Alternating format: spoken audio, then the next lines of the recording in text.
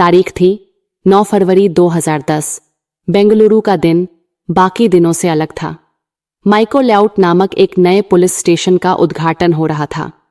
पुलिसकर्मी और अधिकारी जश्न के माहौल में थे, लेकिन उन्हें अंदाजा भी नहीं था कि इसी दिन उन्हें अपने पहले केस के तौर पर एक ऐसा अपराध मिलेगा जो पूरे शहर को हिला देगा। उद्घाटन के कुछ ही समय बाद इंस्पेक्टर राजेश को अगारा झील के पास एक लाश मिलने की खबर मिली। वह तुरंत मौके पर पहुंचे। दृश्य किसी फिल्मी मंजर से कम नहीं था। गला कटा हुआ, शरीर पर गहरे वार के निशान और चेहरे पर दर्द का अंतिम भाव। कुछ ही दूरी पर एक कार खड़ी थी जिसमें खून के धब्बे साफ दिख रहे थे। कार नंबर ट्रेस किया गया और पता चला कि यह कोरमंगला की निवासी जानकी नाम की महिला की थी। पुलिस जब जानकी के घर पहुंची तो दरवाजा बंद था। दोबारा लौटने पर दरवाजा खुला मिला। अंदर जो दृश्य था उसने सबको स्तब्ध कर दिया। जानकी भी मृत पड़ी थी। यह सिर्फ हत्या नहीं बल्कि डबल मर्डर था। पति अमृत राय और पत्नी जानकी दोनों की बेरहमी से हत्या कर दी गई थी।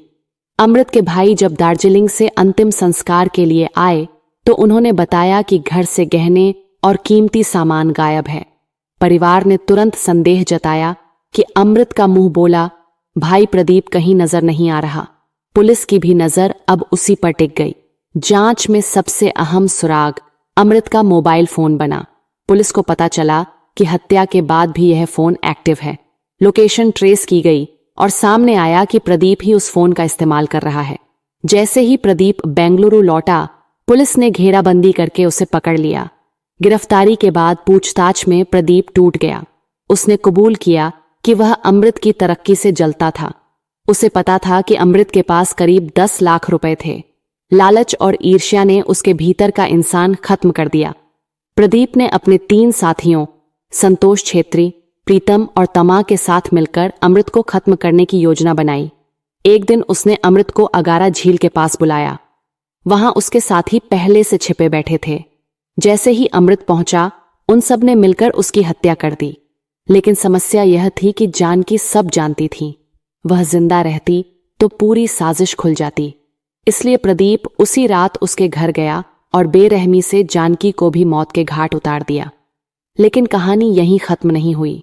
प्रदीप ने पुलिस को बताया कि जानकी की आत्मा उसके सपनों में आकर उससे सवाल करती थी, तूने मुझे क्यों मारा? यह खौफ इतना गहरा था कि उसने आत्महत्या करने की कोशिश की, मगर असफल रहा। डर और अपराध बोध ने उसे तोड़ दिया। यही वजह थी कि वह भागते भागते फिर से बेंगलुरु लौटा और पुलिस के सामने आत्मसमर्पण कर दिया। पुलिस ने प्रदीप और उसके 3 साथियों को गिरफ्तार किया। लंबी सुनवाई के बाद अदालत ने उन्हें उम्र कैद की सजा सुनाई। इस फैसले ने साफ कर दिया कि लालच और धोखे से किया गया अपराध चाहे कितना भी चालाकी से क्यों न रचा जाए, सच सामने जरूर आता है। इस खौफनाक डबल मर्डर केस ने बेंगलुरु के लोगों को सालों तक दहला दिया। नए पुलिस स्टेशन का यह पहला केस इंस्पेक्टर राजेश और उनकी टीम के लिए एक बड़ी चुनौती था, लेकिन उन्होंने कड़ी मेहनत से गुत्थी सुलझाई और पीड़ित परिवार को न्याय दिलाया। यह घटना हमें कई सीख देती है। सबसे पहली, लालच इंसान को अंधा कर देता है।